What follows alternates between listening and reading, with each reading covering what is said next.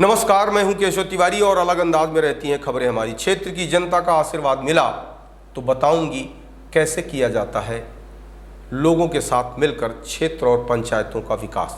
जी हां, ये कहना है जिला पंचायत के वार्ड 26 से चुनाव लड़ रही नीतू उत्तम त्रिपाठी का।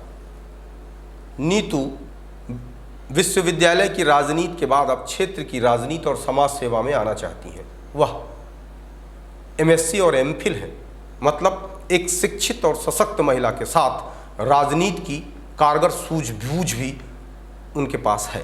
उनका चुनाव चिन्ह फावड़ा और बेलचा है। निश्चित तौर पर उनके जज्बे को देखकर ये तो पक्का है कि उनको मौका मिला तो वार्ड 26 की तस्वीर कुछ और होगी। नीतू उत्तम त्रिपाठी से बातचीत की हमारे संवाददाता सुनील तिवारी ने। नमस्कार, आप देख रहे हैं विशाल खबर और मैं हूं सुनील तिवारी। आज हम हैं जिला पंचायत के वार्ड नंबर 26 की प्रत्याशी नीतू उत्तम त्रिपाठी के साथ। नीतू उत्तम त्रिपाठी वार्ड 26 की सशक्त प्रत्याशी मानी जा रही हैं, जिताऊ प्रत्याशी हैं और लगातार क्षेत्र के लोग आपको पसंद कर रहे हैं। उसका कारण है आप युवा हैं, आप शिक्षित हैं। मुझे ऐसा लगता है कि क्षेत्र में सबसे शिक्षित महिला है। आपका समाज सेवा से लगाव विश्वविद्यालय और महाविद्यालय से ही शुरू हुआ। आप लगातार छात्र हितों की आवाज उठाती रही और जब मौका मिला आपको जिला पंचायत लड़ने का तो आप जिला पंचायत में आकर के कुछ नया करने का जुनून है, जज्बा है और वो करना चाहती हैं। हमारे साथ नीतू उत्तम त्रिपाठी हैं। उनका चुनाव चिन्ह फावड़ा, गांव की भाषा में फरुआ बोलते हैं, और बेलचा है उनका चुनाव चिन्ह। लोगों से अपील है उनकी कि आप एक बार मौका दें। हमारे साथ वो हैं, उन्हीं से हम सीधा बातचीत करेंगे और पूछेंगे कि आखिर क्या चाहती हैं आप, क्या विकास करेंगी, क्या उद्देश्य हैं आपके, क्या मन में भाव हैं, कैसे समाज की सेवा करना चाहते हैं। तो सीधे पूछते हैं उनसे। नमस्कार, मैं नीतू उत्तम त्रिपाठी आप सबके सामने जिला पंचायत सदस्य वार्ड क्रमांक 26 से मैं अवधेश प्रताप सिंह विश्वविद्यालय से एमएससी और एमफिल की हूँ। मेरा विषय केमिस्ट्री रहा है और बचपन से ही मेरे अंदर समाज सेवा करने की भावना थी।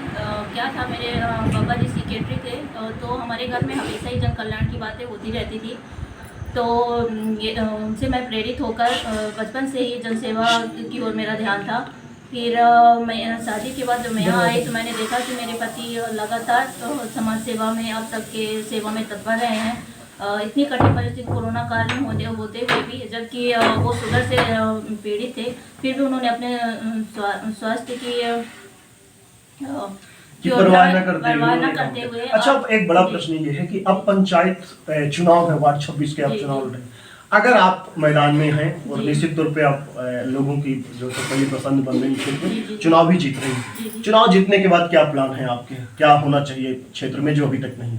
जी, मेरा सबसे पहला उद्देश्य ये होगा कि जो हमारे किसान भाई बंधु हैं उनको बहुत ज़्यादा दिक्कत का सामना करना पड़ रहा है कि जो है ये पशु हैं, तो उनके कारण उनको बहुत ज़्यादा उनकी खेती में नुकसान हो रहा है। तो इसके लिए हमें मेरा पहला उद्देश्य यही होगा कि मैं गौशाला का निर्माण कराऊं। तो इससे कई फ़ायदे होंगे। पहली बात तो हमारे किसान भाई हैं तो उनको लाभ का धंधा बन सकेगा। तो जो रात में उनको खेतों में घूमना पड़ता है अपनी खेतों की सुरक्षा हेतु, तो वो मतलब कम मेहनत में उनको ज़्यादा लाभ प्राप्त होगा। और दूसरा लाभ हमें ये होगा कि हमारी जो पूजनीय गौ माता हैं जो इधर उधर भटक रही हैं तो उनको भी आश्रय मिलेगा और उनके द्वारा जो हमें जैविक खाद का निर्माण होगा, जिससे क्या है कि हमारा जो गौशाला है इससे हमें कई लाभ होंगे। तो पहला उद्देश्य यही होगा कि हमें अपने पंचायत में गौशाला का निर्माण कराना चाहिए। फिर हमारे जो युवा बच्चे हैं तो खेलना चाहते हैं, तो उनके खेल के लिए हमारे पंचायतों में उनको आगे बढ़ाने के लिए ग्राउंड होना चाहिए खेल का, ताकि उसमें उन्हें हर मतलब अपनी रुचि के अनुसार खेल के लिए वहाँ पे सुविधाएं उपलब्ध कराई जाएं। और हमारे कुछ युवा भाई हैं जो हम देखते हैं कि सुबह वो सड़कों में अपनी आर्मी पुलिस की तैयारी करते हैं, तो उन्हें सिर्फ सुबह 4 बजे का ही इंतजार करना पड़ता है खाली समय में। तो हम ये चाहते हैं कि हमारे क्षेत्र में एक ऐसा ग्राउंड हो जिसमें उसमें अपनी आर्मी और पुलिस से संबंधित हर सुविधा उपलब्ध की जाए और वो जब चाहें सुबह शाम वहाँ पे जाके अपनी तैयारी कर सकें। और जो हमारी माताएं बहनें हैं वो घर में रहकर भी मतलब ऐसी योजनाएं हैं कि वो घर में रहकर भी अपना रोजगार कर सकती हैं और अपने लिए लाभ उठा सकती हैं, अपने बच्चों के लिए, अपने परिवार को आगे बढ़ाने के लिए। तो बहुत सी ऐसी योजनाएं हैं, महिला समृद्धि योजना हो गई जैसे, और सिलाई मशीन वितरण योजनाएं हो गई। इन सब के द्वारा हम उन्हें लाभ प्रदान कर सकते हैं, उन्हें जागरूक कर सकते हैं ताकि वो उन योजनाओं को वो लाभ उठा सकें। और हमारे भाई भी ऐसे हैं जो बेरोजगार हैं, उनके लिए भी बहुत सी योजनाएं हमारी शासन चला रही हैं, लेकिन वो उनके प्रति जागरूक नहीं है, तो उस योजना का लाभ नहीं उठा पा रहे हैं। तो हमें बस लोगों को जागरूक करना है, उन्हें प्रेरित करना है और उस योजना का लाभ दिलाने के लिए हमें उनका साथ देना है ताकि हम उस माध्यम बन के। तो जैसे हम डेयरी उद्योग है, तो इसमें से क्या होगा कि हमारे गांव में पशुपालन कर सकें, गाय भैंस, और हमारे शासन के द्वारा तो अच्छी नस्ल की गाय भैंस भी उपलब्ध कराई जाती हैं। तो ऐसे में हमको डेयरी में हमारे जो हमारे युवा साथी भाई हैं उनको रोजगार प्राप्त होगा, हमारी महिलाओं के लिए भी ये योजनाओं का लाभ होगा, और हमारी जो बच्चियां हैं पढ़ना चाहती हैं उनके लिए नई नई पढ़ाई के शिक्षा के नए नए जो भी क्या चुनाव चिन्ह क्या है इस बार?